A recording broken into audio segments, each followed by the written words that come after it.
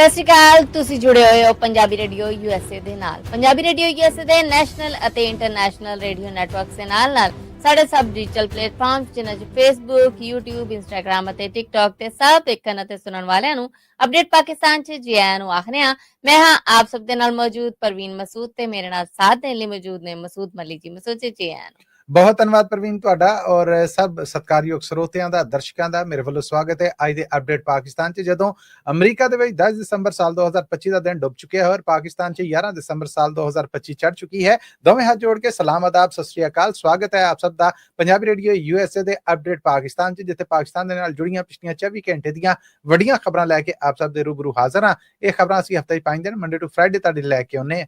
ਜੇ ਇਹਨਾਂ ਖਬਰਾਂ ਨੂੰ ਸਪਾਂਸਰ ਕਰਨਾ ਹੋਵੇ ਤਾਂ ਸਾਡਾ ਟੈਲੀਫੋਨ ਨੰਬਰ ਹੈ ਜੀ 408-272 4082725200। ਵਧਨੇ ਖਬਰਾਂ ਲੈ ਪਾਕਿਸਤਾਨ ਚ ਹੈ ਕਿ ਅਮਰੀਕਾ ਨੇ ਪਾਕਿਸਤਾਨ ਦੇ ਰਿਕਾਰਡਿੰਗ ਮਨਸੂਬੇ ਲਈ $1.25 ਅਰਬ ਦੀ ਜਿਹੜੀ ਫਾਈਨੈਂਸਿੰਗ ਕੀਤੀ ਹੈ।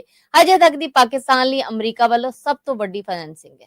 ਜੀ ਬਿਲਕੁਲ, ਇਹ ਮੈਂ ਆਪਣੇ ਸੁਣਨ ਵਾਲਿਆਂ ਨੂੰ, ਦੇਖਣ ਵਾਲਿਆਂ ਨੂੰ ਦੱਸਦਾ ਜਾਵਾਂ ਕਿ ਨੈਟਲੀ ਬੇਕਰ ਹੋਣੇ ਨੇ ਜਿਹੜੀ ਕੱਲ ਇੱਕ ਵੀਡੀਓ ਮੈਸੇਜ ਵੀ ਉਹਨਾਂ ਨੇ ਦਿੱਤਾ ਆ, ਜਿਹੜਾ ਸਾਹਮਣੇ ਆਇਆ ਆ US ਐਮਬੈਸੀ ਇਸਲਾਮਾਬਾਦ ਦੇ ਅਫੀਸ਼ੀਅਲ ਪੇਜ ਤੇ ਉੱਤੋਂ।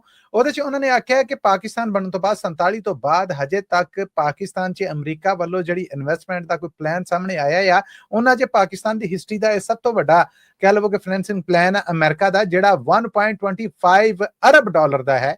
ਯਾਨੀ ਏਡੀ ਵੱਡੀ ਸਰਮਾਇਆਕਾਰੀ ਹੈ। ਨਾਲ ਹੀ ਉਹਨਾਂ ਨੇ ਇਹਦੇ ਵਿੱਚ ਇਹ ਆਖਿਆ ਕਿ ਇਹਦੇ ਨਾਲ ਪਾਕਿਸਤਾਨ 'ਚ ਜਿਹੜੇ ਮਿਨਰਲਸ ਨੇ, ਮਾਈਨਸ ਨੇ, ਉਹਨਾਂ 'ਚ ਅਮਰੀਕਾ ਦੀ ਇਨਵੈਸਟਮੈਂਟ ਹੈ ਜਿਹੜੀ ਇਹਦੇ ਰਾਹੀਂ ਸਿੱਧਾ ਪਾਕਿਸਤਾਨ 'ਚ $2 ਅਰਬ ਤੱਕ ਦੇ ਅਮਰੀਕੀ ਆਲਾਤ, ਉੱਥੋਂ ਦੀ ਮਸ਼ੀਨਰੀ, ਸਰਵਿਸਿਜ਼ ਨੇ ਜਿਹੜੀਆਂ ਉਹ ਆਉਣਗੀਆਂ ਔਰ ਪਾਕਿਸਤਾਨ ਦੇ ਵਾਸਤੇ ਇੱਕ ਵੱਡਾ ਰਾਹ ਹੈ ਜਿਹੜਾ ਉਹ ਤਰੱਕੀ ਦਾ ਖੁੱਲ ਚੁੱਕਿਆ ਹੈ। ਯਾਦ ਰਵੇ ਪ੍ਰਵੀਨ ਕਿ ਅਸੀਂ ਇਹ ਖਬਰ ਪਹਿਲਾਂ ਦਿੱਤੀ ਸੀਗੀ ਜਦੋਂ ਅਮਰੀਕਨ ਫਾਈਨੈਂਸਿੰਗ ਬੈਂਕ ਨੇ ਬਕਾਇਦਾ ਇਹਦੀ ਅਮਰੀਕਨ ਐਕਸਪੋਰਟ ਇੰਪੋਰਟ ਬੈਂਕ ਵੱਲੋਂ ਮਨਜ਼ੂਰੀ ਹੋਈ ਸੀ, ਅਸੀਂ ਉਦੋਂ ਵੀ ਇਹ ਖਬਰ ਦਿੱਤੀ ਸੀਗੀ।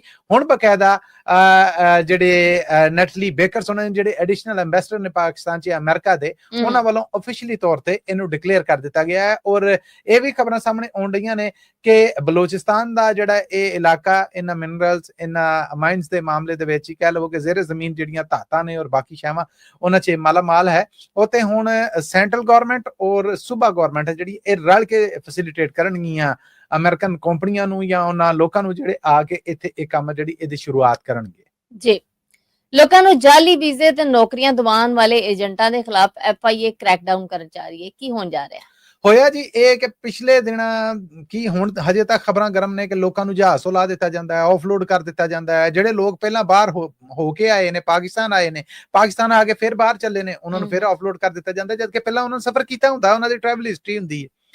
ਰੋਲਾ ਇਹ ਬਣਿਆ ਹੈ ਕਿ ਜਿਨ੍ਹਾਂ ਲੋਕਾਂ ਨੂੰ FIA ਦੇ ਮਹਿਕਮੇ ਨੇ ਆਫਲੋਡ ਕੀਤਾ, ਉਹਨਾਂ 'ਚ ਬਹੁਤ ਸਾਰਿਆਂ ਦਾ ਰਿਕਾਰਡ ਹੈ ਜਿਹੜਾ ਉਹ ਕਬਜ਼ੇ ਦੇ ਵਿੱਚ ਲਿਆ।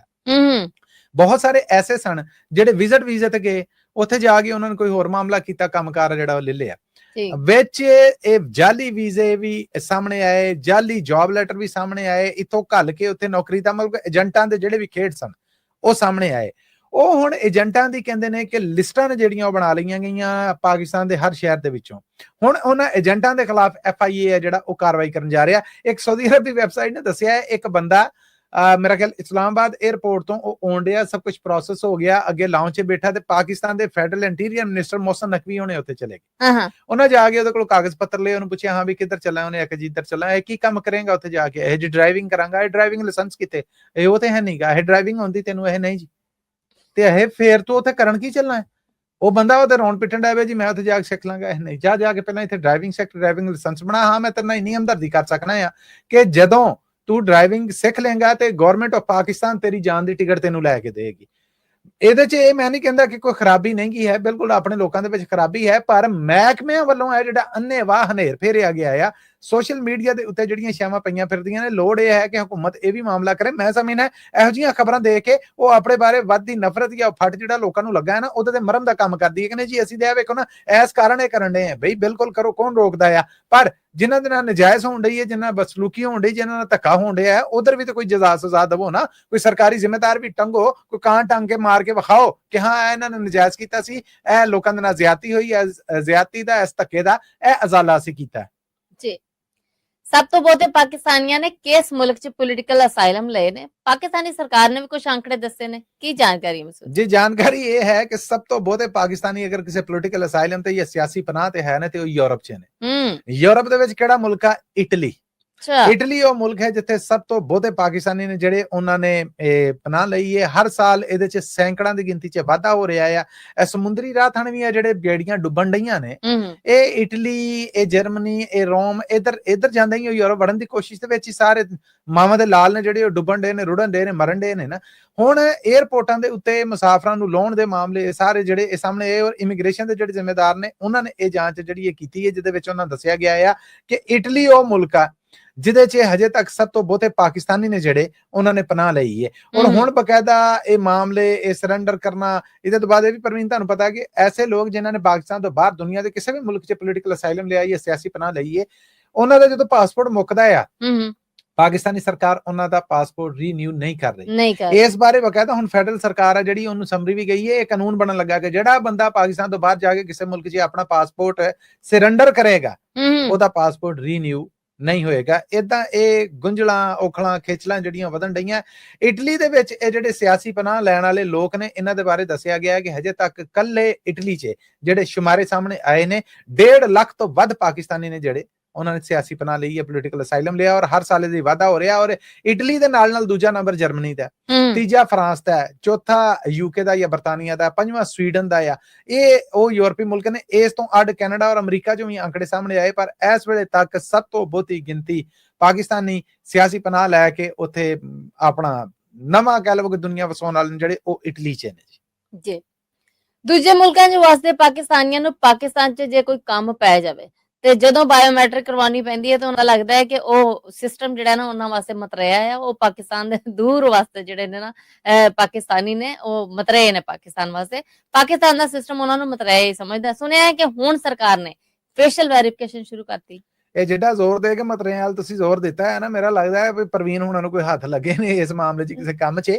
ਜੀ ਬਿਲਕੁਲ। ਹੁਣ ਇਹ ਪਾਸਪੋਰਟ ਔਰ ਇਮੀਗ੍ਰੇਸ਼ਨ ਵਾਲਾ ਮਹਿਕਮਾ ਜਿਹੜਾ ਉਹਦੇ ਵੱਲੋਂ ਆਖਿਆ ਗਿਆ, ਵੇਖੋ ਉਮਰ ਦੇ ਨਾਲ ਨਾਲ ਇੱਕ ਬੰਦਾ ਜਿਹੜਾ ਪਾਕਿਸਤਾਨ ਤੋਂ ਜਦੋਂ ਆਇਆ ਸੀ ਬਾਇਓਮੈਟ੍ਰਿਕ ਕਰਕੇ ਉਹ ਜਵਾਨ ਸੀਗਾ, ਇੱਥੇ ਆ ਕੇ ਮੁਸ਼ੱਕਤ ਕਰਦਾ ਰਿਹਾ ਆ, ਸਰੀਏ ਦਾ ਕੰਮ ਕਰਦਾ ਹੈ ਤੇ ਉਹ ਹੱਥਾਂ ਦੀਆਂ ਪੂਰਾ ਘਸ ਜਾਂਦੀਆਂ। ਹੁਣ ਬਾਇਓਮੈਟ੍ਰਿਕ ਕਿੱਦਾਂ ਕਰੋਗੇ ਤੁਸੀਂ? ਸੋ ਪਾਕਿਸਤਾਨ ਜੇ ਬੈਂਕ ਅਕਾਊਂਟ ਤੁਸੀਂ ਆਪਰੇਟ ਕਰਨਾ, ਕਿਸੇ ਪਟਵਾਰਖਾਨੇ 'ਚ ਕੰਮ ਆ, ਕੋਈ ਵੈਰੀਫਿਕੇਸ਼ਨ ਕਰਵਾਉਣੀ ਹੈ, ਕੋਈ ਬੈਂਕ ਦੇ ਮਤਲਬ ਕਿਸੇ ਵੀ ਓਰੀਐਂਟਡ ਤੁਹਾਨੂੰ ਬਾਇਓਮੈਟ੍ਰਿਕ ਦੀ ਲੋੜ ਆ। ਤੇ ਮੈਂ ਤੇ ਇੱਥੇ ਅਮਰੀਕਾ 'ਚ ਰਹਿ ਕੇ ਕੰਮ ਹੀ ਰਿਹਾ ਆ ਔਰ ਤੰਗ ਆ ਕੇ ਮੈਂ ਕੋਈ ਹੋਰ ਦੂਜਾ ਰਾਹ ਜਿਹੜਾ ਉਹ ਵੇਖਿਆ ਆ।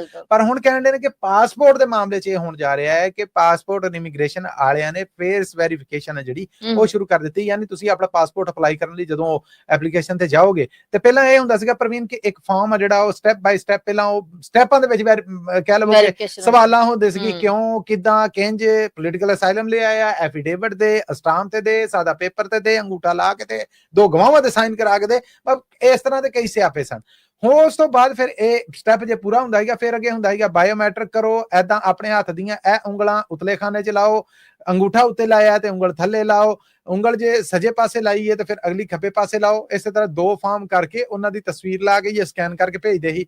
ਉਹ ਗੈੜੀਆਂ ਫਿੱਕੀਆਂ ਪੈ ਜਾਂਦੀਆਂ ਸੀ ਜਾਂ ਰੰਗ ਚੇਂਜ ਹੋ ਜਾਂਦਾ ਸੀਗਾ, ਉਹ ਬਾਇਓਮੈਟ੍ਰਿਕ 'ਚ ਫਸਿਆ ਰਹਿੰਦਾ ਸੀ, ਕਈ ਦਿਨ ਫਸਿਆ ਰਹਿੰਦਾ। ਔਰ ਫਿਰ ਕਿਸੇ ਦੇ ਜੇ ਹੱਥਾਂ ਦੀਆਂ ਲਕੀਰਾਂ ਜਾਂ ਉਂਗਲੀਆਂ ਦੇ ਨਿਸ਼ਾਨ ਨੇ ਜਿਹੜੇ ਉਹ ਬਦਲ ਗਏ ਨੇ, ਉਹ ਤਾਂ ਫਿਰ ਸਮਝੋ ਕਿ ਬਸ ਗਿਆ ਕੰਮ ਤੋਂ। ਹੁਣ ਕਹਿ ਰਹੇ ਨੇ ਕਿ ਜਿਹੜੀ ਫੇਸ ਜਾਂ ਫੇਸ਼ੀਅਲ ਵੈਰੀਫਿਕੇਸ਼ਨ ਆ ਉਹ ਸ਼ੁਰੂ ਕੀਤੀ ਗਈ ਹੈ, ਜਿਹਦੇ ਨਾਲ ਇਹ ਸਟੈਪ ਪੂਰਾ ਹੋ ਜਾਇਆ ਕਰੇਗਾ ਔਰ ਇਹ ਵੀ ਇੱਕ ਮੌਜੂਦ ਔਰ ਫਿਰ ਤੁਸੀਂ ਇਹ ਸਟੈਪ ਤੋਂ ਲੰਘ ਕੇ ਗਾਂ ਜਾ ਸਕੋਗੇ। ਜੀ ਮਸੂਦ, ਸੁਣਿਆ ਇਸਲਾਮਾਬਾਦ 'ਚ ਗੱਡੀ ਦੀ ਟੱਕਰ ਮਾਰ ਕੇ 2 ਕੁੜੀਆਂ ਨੂੰ ਮਾਰਨ ਵਾਲਾ ਜੱਜ ਦਾ ਮੁੰਡਾ ਜਿਹੜਾ ਉਹ ਰਿਹਾ ਹੋ ਗਿਆ। ਜੀ ਤੁਸੀਂ ਠੀਕ ਸੁਣਿਆ ਹੈ। ਵੇਖਦੇ ਜੀ ਕਾਨੂੰਨ ਕਿੱਡਾ ਤਾਕਤਵਰ, ਬਲਕਿ ਮੈਂ ਕਹਿੰਦਾ ਕਾਨੂੰਨ ਤਾਕਤਵਰ ਨਹੀਂ, ਕਾਨੂੰਨ ਵਾਲੇ ਤਾਕਤਵਰ ਨੇ। ਇਹ ਦੋਵੇਂ ਕੁੜੀਆਂ ਮਿਹਨਤ ਕਰ ਰਹੀਆਂ ਸਨ, ਪੜ੍ਹੀਆਂ ਲਿਖੀਆਂ ਸਨ, ਸੁਲਝੀਆਂ ਸਨ, ਮਾਪਿਆਂ ਕੋਲ ਵਸੀਲੇ ਨਹੀਂ ਸਨ, ਸਕੂਟੀ ਲਿੱਲੀ, ਆਪਣੀ ਰਫ਼ਤਾਰ ਨਾ ਰੁਕਣ ਦਿੱਤੀ, ਅੱਗੇ ਵਧਣ ਦੇ ਖਾਬ ਸੁਪਨੇ ਨੇ ਜਿਹੜੇ ਤੁਰੀਆਂ ਰਹੀਆਂ ਔਰ ਤੁਰੀਆਂ ਜਾਂਦੀਆਂ ਨੂੰ ਇੱਕ ਜੱਜ ਦਾ ਮੁੰਡਾ ਖਾਂਦੇ ਪੀਂਦਾ ਗੱਡੀ, ਉਮਰ ਹੈ ਨਹੀਂ, ਲਾਇਸੈਂਸ ਲਿਆ ਨਹੀਂ, ਮਾਰਦਾ, ਹਿੱਟ ਕਰਦਾ, ਮਰ ਜਾਂਦੀਆਂ।